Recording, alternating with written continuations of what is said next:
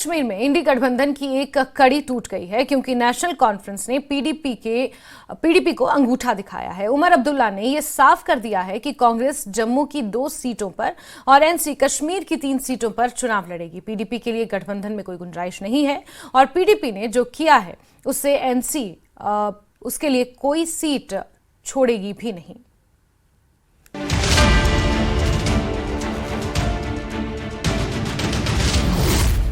जम्मू कश्मीर में इंडी गठबंधन में दरार।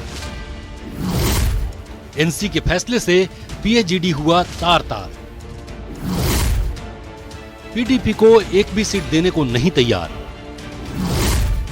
उमर के ऐलान पर महबूबा का पलटवार।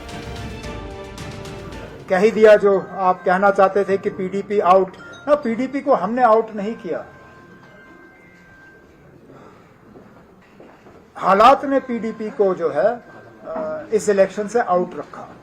पर नेशनल कॉन्फ्रेंस के आज के फैसले या इससे पहले जो फैसला किया उससे गोल पोस्ट चेंज कर दिया उन्होंने। जहां हम मिल के बड़े अपोनेंट का मुकाबला करते हैं, आज हमें एक दूसरे के आमने सामने लाके खड़ा किया है। तो इसमें मैं यही कहना चाहूंगी कि पीडीपी में भी down but we are not out.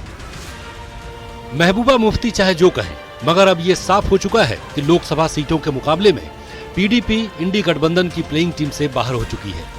और ये साफ किया जम्मू कश्मीर में गठबंधन की सबसे बड़ी सहयोगी पार्टी नेशनल कॉन्फ्रेंस के उपाध्यक्ष उमर अब्दुल्ला ने, जिनके ऐलान से महबूबा को बहुत दुख हुआ है। गुलाम नबी आजाद साहब ने फारूक अब्दुल्ला को निशाना बनाया, उसमें भी पीडीपी वाले घुस जाते हैं। जुमा उनको हफ्ता नहीं हुआ है सियासत में आए हुए, वो भी गुलाम नबी आजाद साहब के साथ मिलकर फिर फारूक अब्दुल्ला साहब को नेशनल कॉन्फ्रेंस को ट्विटर के जरिए निशाना बनाते हैं पीडीपी के प्लेटफॉर्म से। और फिर आप कहते हो कि कोalition कहां है। यानी अब कोalition को मेंटेन रखना ये अकेले नेशनल कॉन्फ्रेंस की जिम्मेदारी नहीं है, ये उन लोगों की भी जिम्मेदारी है जिन्होंने एक आदत बनाई हुई है, जो आदत से मजबूर हैं नेशनल कॉन्फ्रेंस को निशाना बनाते बनाते। जब तक वो अपनी हरकतों से बाज नहीं आते, वो हमसे कोई ज्यादा उम्मीद रख नहीं सकते। लेकिन इस बात के बावजूद भी कि हम लगातार उनसे उनके हमले के शिकार होते हैं, मैंने तब भी कांग्रेस को इस बातचीत के दौरान उनसे कहा है कि देखिए ना, 6 सीटों में ज्यादा गुंजाइश है नहीं, लेकिन हम असेंबली में एक साथ काम करने के लिए दरवाजा खुला रखने के लिए तैयार हैं। तो ये तो मेरे ख्याल में हमारे सामने तो बहुत बड़े मसले थे। ये तो पार्लियामेंट की 3 सीटों का मसला हमारे लिए नहीं था। पर ये दुख जरूर होता है कि अगर मैंने कहा था अलायंस में, इंडिया अलायंस में, कि फारूक साहब हमारा फैसला करेंगे, तो फैसला करने से पहले एक बार मुझे बुला लेते, मुझसे कह देते, मुझसे बात करते कि हम ऐसे करने वाले हैं, तो शायद ये दुख भी नहीं होता हमें।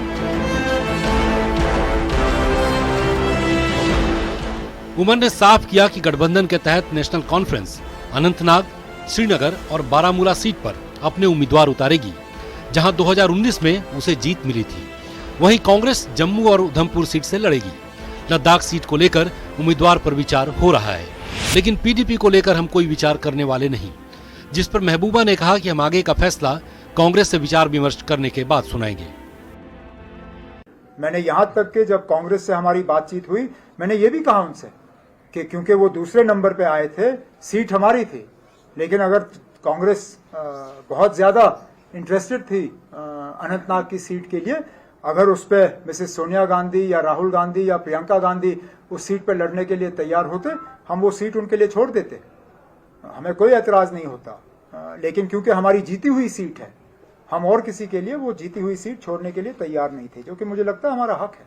कांग्रेस अगर हस्तक्षेप करे, राहुल या सोनिया, तो क्या पीडीपी के लिए आप वो सीट छोड़ सकते हैं? मैंने पहले ही आपसे कहा ना, जो तीसरे नंबर पे आए उनको सीट मांगने का कहां से हक बनता है, और वो तीसरे नंबर पे तब आए जबकि पूरी जमात उनके साथ थी। तो मैं समझती हूँ अब हम लोगों के सामने जाएंगे, उनके पास अपना केस रखेंगे, क्योंकि जम्मू कश्मीर की दिल्ली के पार्लियामेंट में आवाज पहुंचाना बहुत जरूरी है। इस आवाज पे नजरें खाली जम्मू कश्मीर की नहीं, बल्कि 20-22 करोड़ मुसलमानों की भी लगी हैं, जिनके घर तोड़े जा रहे हैं, जहां मस्जिदें तोड़ी जा रही हैं, और 80 करोड़ उन हिंदुओं की भी है जो गांधी के हिंदुस्तान में यकीन रखते हैं, जो नहीं चाहते हैं हिंदू मुस्लिम का झगड़ा हो। तो इसलिए हमने आज फैसला किया है कि हम जो हमारे इंडिया अलायंस में है, कांग्रेस पार्टी के साथ भी मशवरा करके, क्योंकि हम कोई एक तरफा फैसला नहीं करना चाहते हैं, हम उनके साथ भी मशवरा करके जो आज नेशनल कॉन्फ्रेंस की तरफ से फैसला आया है, इसका जो है आपस में भी बैठ के और इसमें कांग्रेस को भी कॉन्फिडेंस में लेके जल्दी ही हम आपके सामने अपना फैसला लेके आएंगे।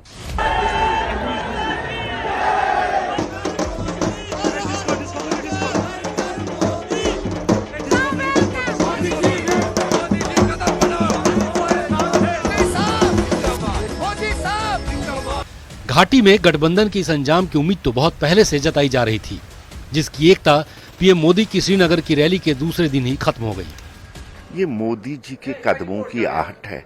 कल जो उन्होंने यहाँ कंवल से कंवल की बात की है कश्मीर की, ये वही आहट है कि अब तोड़फोड़ होने शुरू हो रहा है। और आपने देखा कि कल जो लोगों का एक जन सैलाब है, ये उसी की एक रिएक्शन है। और कल जो आईना लोगों ने यहाँ की रीजनल पार्टियों को दिखाया गया, उसका आउटपुट ही अब सामने आकर और भी बहुत ज्यादा तोड़फोड़ होगी। ये भी आगाज है, तोड़फोड़ और बहुत ज्यादा होगी, ये आगाज है। अब हर किसी की नजर महबूबा मुफ्ती के अगले ऐलान पर है, जिन्होंने एनसी के फैसले से पीएजीडी यानी People's Alliance for Gupkar Declaration के धराशायी होने को जम्मू कश्मीर के लिए सबसे ज्यादा निराशाजनक बताया है। रईस मागरे के साथ सरोज कफिल, न्यूज़ 18 श्रीनगर।